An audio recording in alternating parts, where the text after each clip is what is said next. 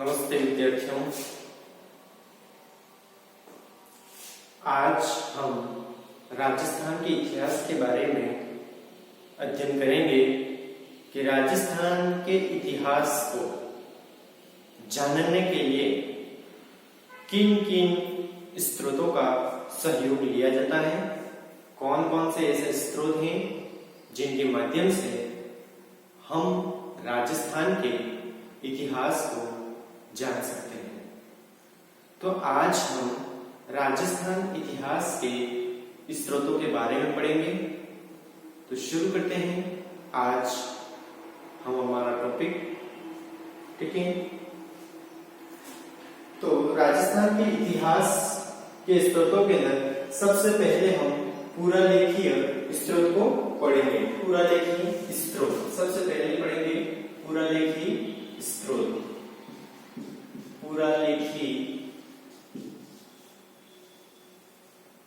स्रोत।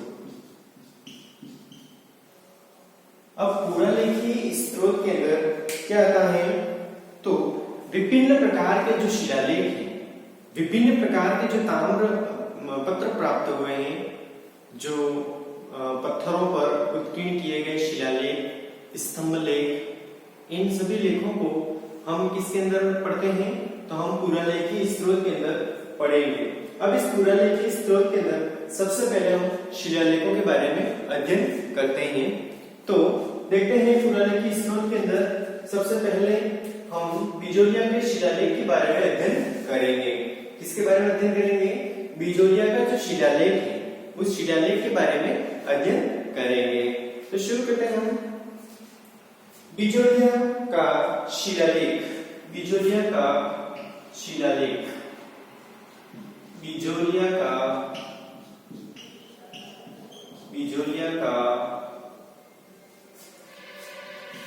शिलालेख,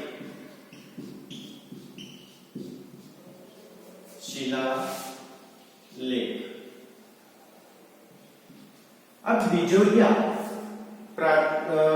प्राचीन समय में बिजोलिया जो है वह एक रियासत थी। क्या थी? बिजोलिया एक रियासत थी। बिजोलिया जो है वहां पर बिजोलिया किसान आंदोलन भी हुआ था। और ये जो बिजोलिया है वो कहां पर स्थित है, तो भीलवाड़ा में स्थित है। ठीक है, तो बिजोलिया क्यों प्रसिद्ध है, तो एक तो है बिजोलिया एक रियासत थी, बिजोलिया भीलवाड़ा के अंदर स्थित है, बिजोलिया किसान आंदोलन भी हुआ है। जो सबसे राजस्थान के अंदर सबसे लंबा चलने वाला आंदोलन कौन सा है? बिजोलिया किसान आंदोलन, जो 44 वर्ष तक चला था। और बिजोलिया शिलालेख भी है। यह शिलालेख कहां पर है, तो पार्श्वनाथ जो मंदिर है, पार्श्वनाथ जैन मंदिर है, वहां पर यह जो शिलालेख है उस मंदिर के पीछे उत्कीर्ण है। ठीक है, इस शिलालेख की विशेषता क्या है? इस शिलालेख की, तो इस शिलालेख की विशेषता यही है, इस शिलालेख में चौहान वंशी जो राजपूत शासक हैं उनके बारे में इस शिलालेख के अंदर बताया गया है। इस शिलालेख में बताया गया है कि चौहान जो राजपूत हैं उनकी उत्पत्ति, चौहान राजपूतों की उत्पत्ति वशिष्ठ गोत्रीय ब्राह्मण वंशी बताया गया है। क्या बताया गया है? वशिष्ठ गोत्रीय ब्राह्मण ऋषि से इनकी उत्पत्ति हुई बताया गया है। तो कौन सा शिलालेख है जिसके अंदर चौहानों की उत्पत्ति के बारे में वर्णन किया गया है और यह बताया गया है कि जो चौहान राजपूत हैं वह वशिष्ठ गोत्रीय ब्राह्मणों की संतान हैं। तो वो कौन सा शिलालेख है? बिजोलिया का शिलालेख है। इसके बारे में कुछ जो पॉइंट हैं उन पॉइंटों को हम लिख लेते हैं ताकि हमेशा के लिए हमें याद रहे। तो शुरू करते हैं हम बिजोलिया शिलालेख के बारे में। तो बिजोलिया जो शिलालेख है बिजोलिया गांव के पार्श्वनाथ मंदिर के समीप कहां पर है यह, तो यह जो शिलालेख है वो कहां पर है? बिजोलिया गांव में। कहां पर है? बिजोलिया, बिजोलिया, बिजोलिया गांव के समीप पार्श्वनाथ, बिजोलिया गांव के समीप देखो, बिजोलिया गांव के समीप पार्श्वनाथ मंदिर के समीप एक चट्टान पर उत्कीर्ण है। पार्श्वनाथ मंदिर के समीप, पार्श्वनाथ मंदिर के, देखो बिजोलिया गांव के समीप पार्श्वनाथ मंदिर के पास एक चट्टान पर उत्कीर्ण है।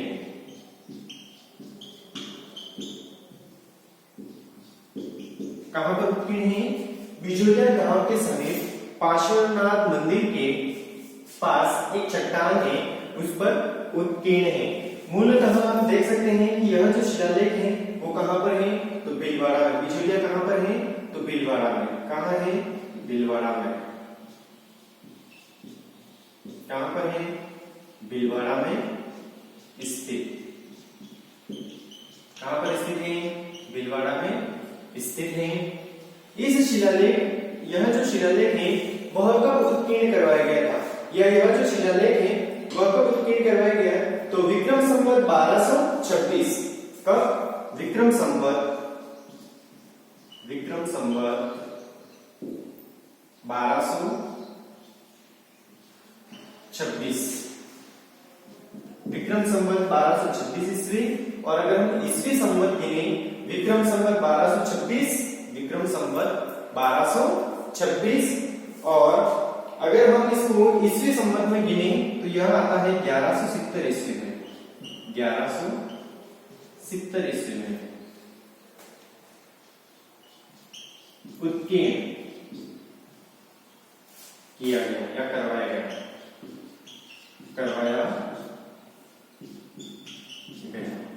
तो यह जो शिलालेख है 1226 ईस्वी में उत्कीर्ण करवाया गया। अगर ईस्वी संवत पूछे तो कब है?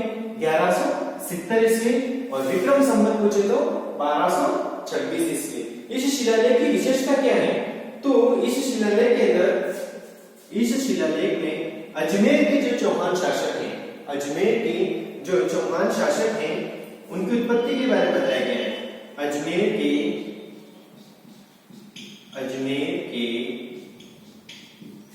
चौहान शासक, अजमेर के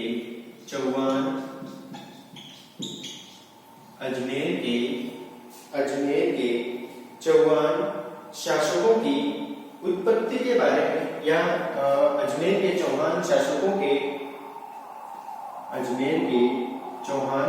के पराक्रम के बारे में बताया गया है।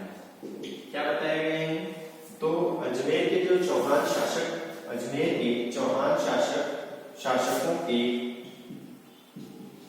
शासकों के यहाँ के कर देना है, अजमेर के चौहान शासकों के पराक्रम के बारे में बताया गया है।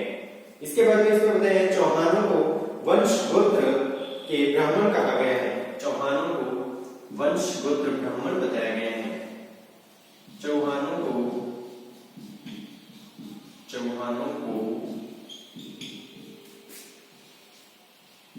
वत्स गोत्र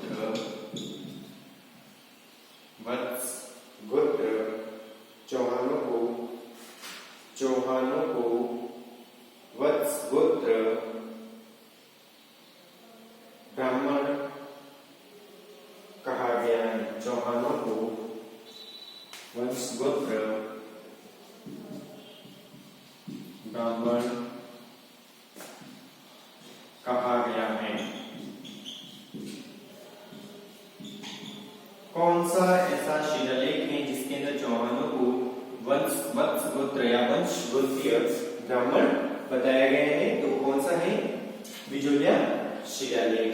अब इसके अंदर क्या है कि कुछ ऐसे प्राचीन नगर हैं, जैसे वर्तमान जो नगर हैं उनको प्राचीन समय में अलग अलग नामों से जाना जाता था, तो उसका भी उल्लेख है। जैसे कि जालौर है, उसको जवालीपुर कहा जाता था। क्या कहा जाता था जालोर को? जालोर को जबालीपुर कहा जाता था।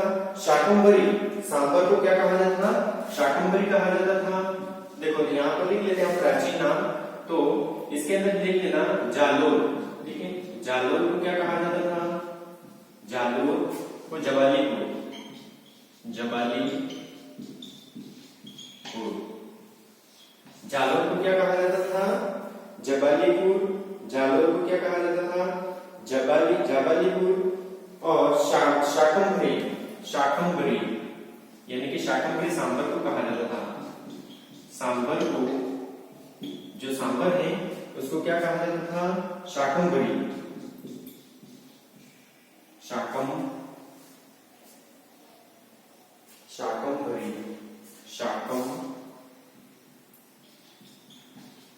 जालोर को क्या कहा जाता था? शाकंभरी कहा जाता था। शाकंभरी किसे कहा जाता था? तो सांबर को कहा जाता था। श्रीमाल को भीलमाल कहा जाता था।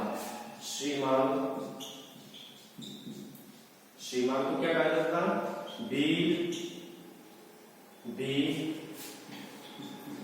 माल, ठीक है। तो ये इस शिलालेख की विशेषताएं हैं। कौन सी शिलालेख की? देखो बिजोलिया शिलालेख। बिजोलिया शिलालेख है कहां पर? तो भीलवाड़ा में। कौन से गांव में? बिजोलिया गांव के समीप पार्श्वनाथ जो मंदिर है उसके पास एक चट्टान है, उस चट्टान पर उत्कीर्ण है। कौन सा शिलालेख? बिजोलिया शिलालेख। कहां पर स्थित है? भीलवाड़ा जिले में।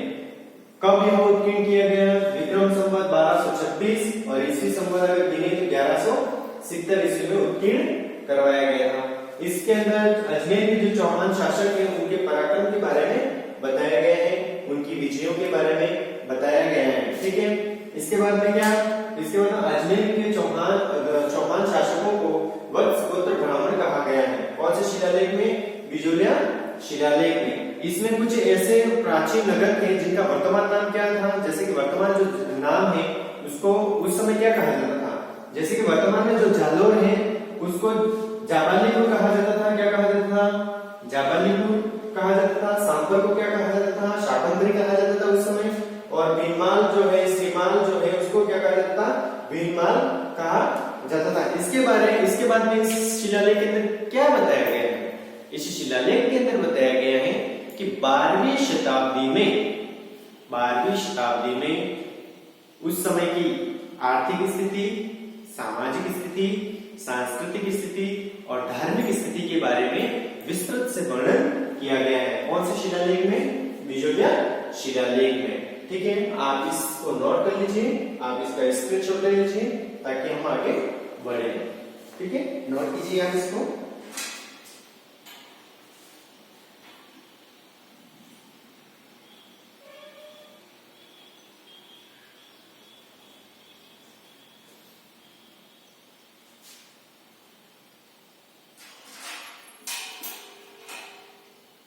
हाँ, तो आपने इसको नोट कर लिया होगा। अब मैं इसको मिटाता हूं ताकि हम आगे बढ़े। अब हम दूसरे शिलालेख के बारे में पढ़ेंगे।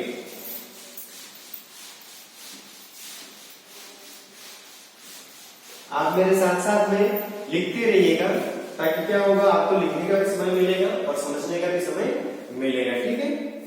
आप अगर पहले हो सकता है तो पहले आप मैं जो लिखवा रहा हूं उसको आप देखिए, मैं जो बोल रहा हूं उसको सुनिए। इसके बाद ना आप इस वीडियो को बैक करके भी नोट्स लिख सकते हो या फिर इस मोबाइल से आप स्क्रीनशॉट भी ले सकते हो वीडियो का, ठीक है। हाँ, हम आगे बढ़ते हैं। रणकपुर प्रशस्ति। रणकपुर प्रशस्ति कौन सी प्रशस्ति? रणकपुर प्रशस्ति नंबर 2। रणकपुर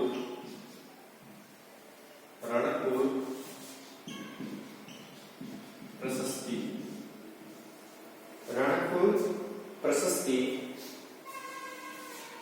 रणकपुर प्रशस्ति। रणकपुर कहां पर स्थित है? पाली में। कहां पर स्थित है? पाली में स्थित है। रणकपुर कहां पर है? तो पाली में। आप लिख सकते हो कोष्टक में पाली। रणकपुर कहां है? पाली में स्थित है। अब यह क्या है? 47 पंक्तियों का यह लेख रणकपुर की यह कितनी पंक्तियों में लिखा गया है, कितनी पंक्तियों में लिखी गई प्रशस्ति? 47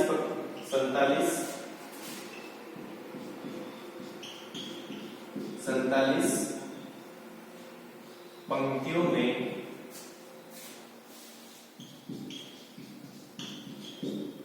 उत्कीर्ण, 47 पंक्तियों में उत्कीर्ण कहां पर है? तो रणकपुर के चौमुखा मंदिर, रणकपुर के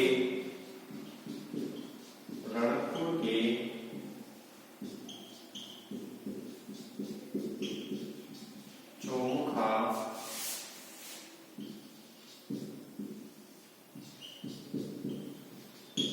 मंदिर कहां पर उत्कीर्ण है? रणकपुर के चौमुखा मंदिर के एक स्तंभ पर, रणकपुर के चौमुखा जो मंदिर है उस मंदिर के एक स्तंभ पर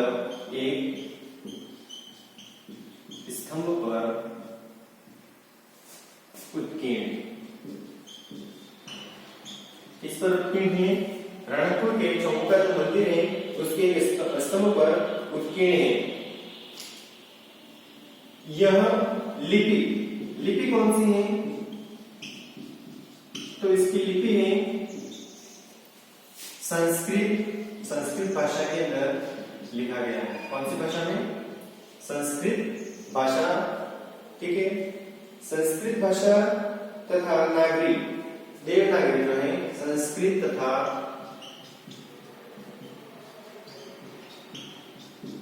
देवनागरी,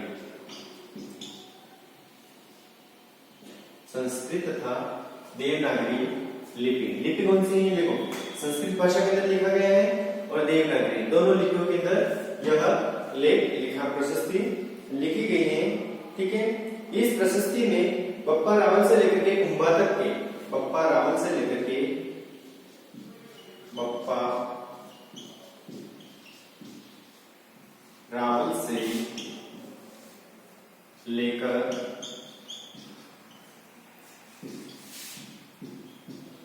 कुंभा तक के शासकों का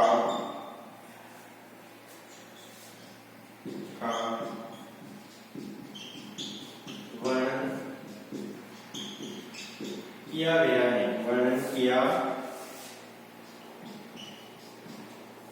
गया है। यानी कि बप्पा रावल से लेकर के महाराणा कुंभा तक के जितने भी शासक हुए हैं उन शासकों के विजयों के बारे में, उनके जो राज्य कहां तक फैला हुआ था, यानी कि क्षेत्रफल राज्य का, राज्य की आर्थिक स्थिति, राज्य की सामाजिक स्थिति, राज्य की धार्मिक स्थिति, ठीक है, इन सभी के बारे में विस्तार से वर्णन किया गया है इसके अंदर, ठीक है।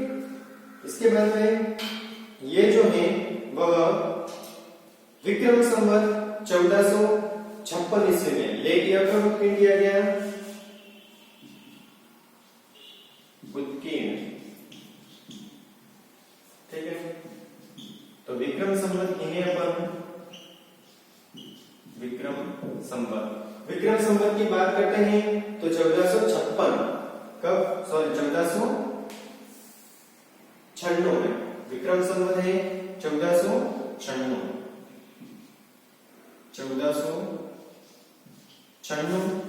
अगर ईस्वी संवत की बात करें तो 1439 ईस्वी में, 1439 ईस्वी। ईस्वी संवत की बात करते हैं तो 1439 ईस्वी और विक्रम संवत की बात करें तो 1456 ईस्वी, ठीक है। तो रणकपुर के अंदर एक जैन मंदिर है, क्या है? जैन मंदिर है। रणकपुर का जैन मंदिर बहुत ही प्रसिद्ध है। तो रणकपुर प्रशस्ति जो है वो कहां पर है? यह रणकपुर कहां पर है? पाली में स्थित है। कितनी पंक्तियों में यह लेख लिखा गया है, उत्कीर्ण किया गया है? तो 47 पंक्तियों में। कहां पर है? तो रणकपुर के चौमुखा मंदिर के एक स्तंभ पर उत्कीर्ण है। लिपि कौन सी है इसकी? तो संस्कृत तथा देवनागरी दोनों लिपियों के अंदर इसको लिखा गया है। इसके अंदर क्या बताया गया है, विशेषता क्या है इसकी? तो इसके अंदर बप्पा रावल से लेकर के कुंभा तक के शासकों का वर्णन किया गया है। उत्कीर्ण कब करवाया गया? यह उत्कीर्ण करवाया गया है विक्रम संवत 1496 में, और अगर ईस्वी संवत की बात करें तो 1439 ईस्वी में यह लेख उत्कीर्ण करवाया गया है, ठीक है। आप इसको नोट कर लीजिए।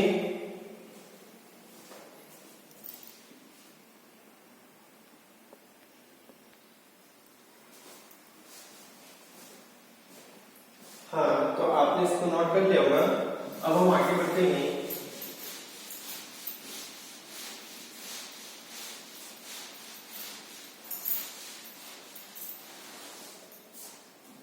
अब हम देखेंगे राज प्रशस्ति। किसके बारे में देखेंगे? राज प्रशस्ति। राज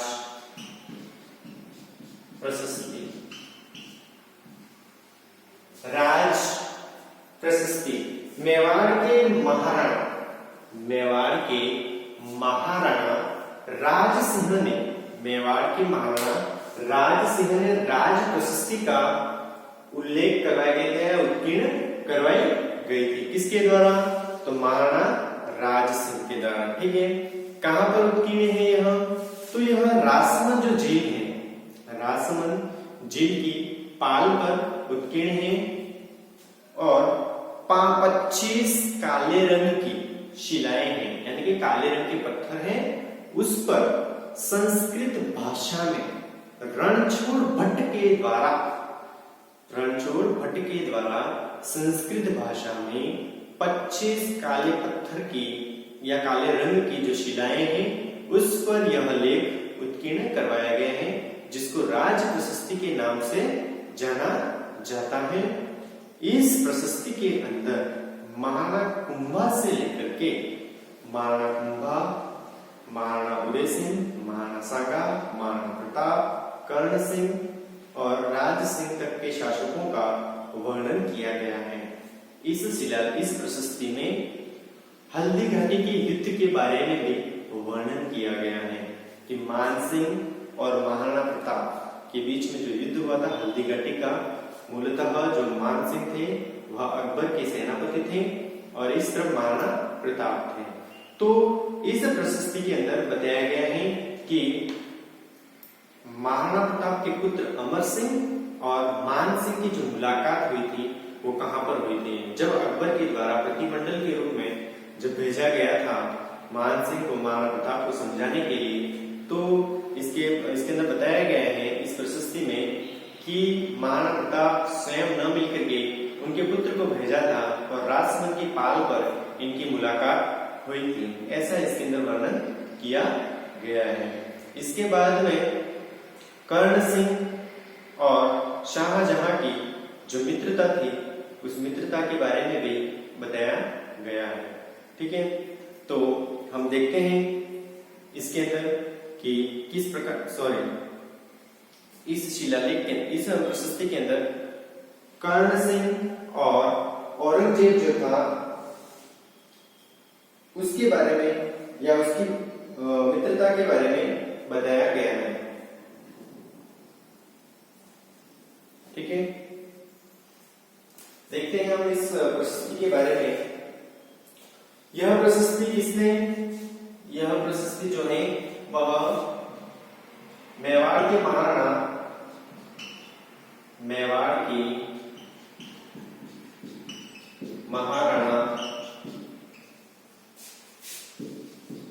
राज सिंह की,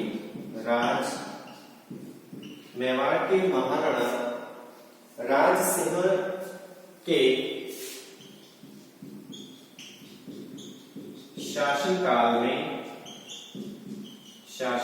में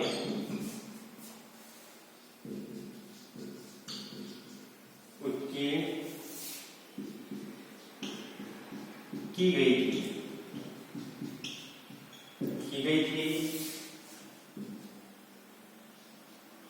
25 काले रंग की शिलाओं पर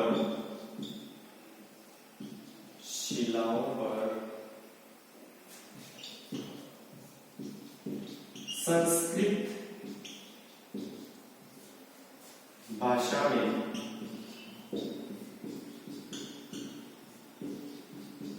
उत्कीर्ण रणछोड़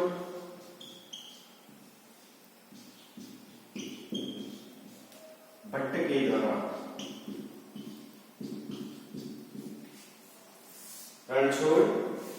के द्वारा इसको संस्कृत भाषा के अंदर लिखा गया था। ठीक है, इस प्रशस्ति को राज सिंह के शासनकाल में उत्कीर्ण होने के कारण इसको क्या कहा जाता है? राज प्रशस्ति कहा जाता है। यह जो प्रशस्ति है, यह प्रशस्ति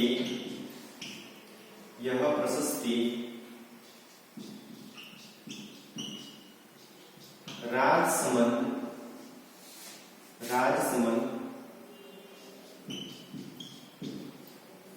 झील की पाल पर स्थित है। कौन सी झील की पाल पर? राजसमंद झील की पाल पर। ठीक है, देखो एकमात्र ऐसा राजस्थान का एकमात्र ऐसा जिला जिसका नाम झील के कारण प्रसिद्ध हुआ है, या झील के कारण उस जिले का नाम रखा गया है। राजसमंद जो है वह एक झील है, और जो राजसमंद एक जिला भी है, तो इसी झील के नाम पर राजसमंद जिले का नाम पड़ा है राजसमंद। राजसमंद के नाम से कोई गांव नहीं है या कोई शहर नहीं है। बाकी राजस्थान के 32 जिले हैं, उन जिलों के नाम पर गांव है। जैसे कि बांसवाड़ा, तो बांसवाड़ा शहर भी है। डूंगरपुर के नाम से डूंगरपुर शहर भी है। उदयपुर के नाम से शहर है। जयपुर के नाम से शहर है।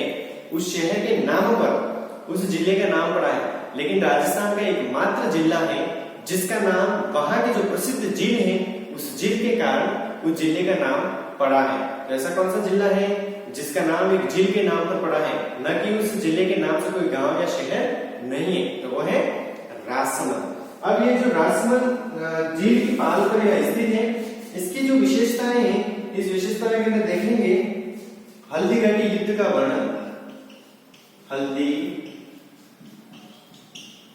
हल्दीघाटी युद्ध का वर्णन किया गया है।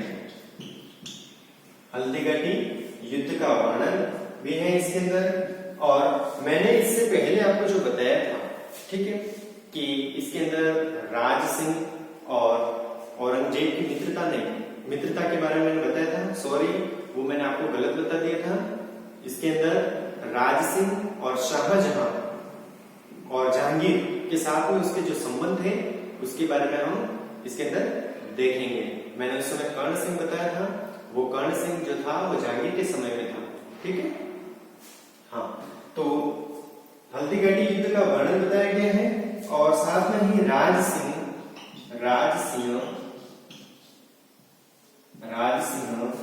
और जहांगीर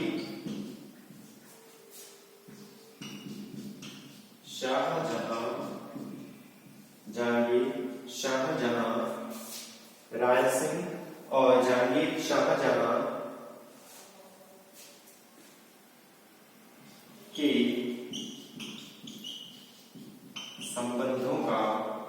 के संबंधों का उल्लेख किया गया है। ठीक है, उल्लेख किया गया है।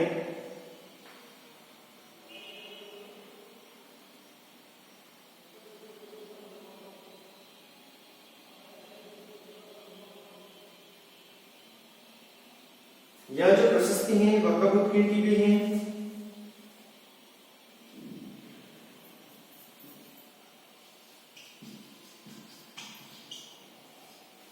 यह कब की गई है?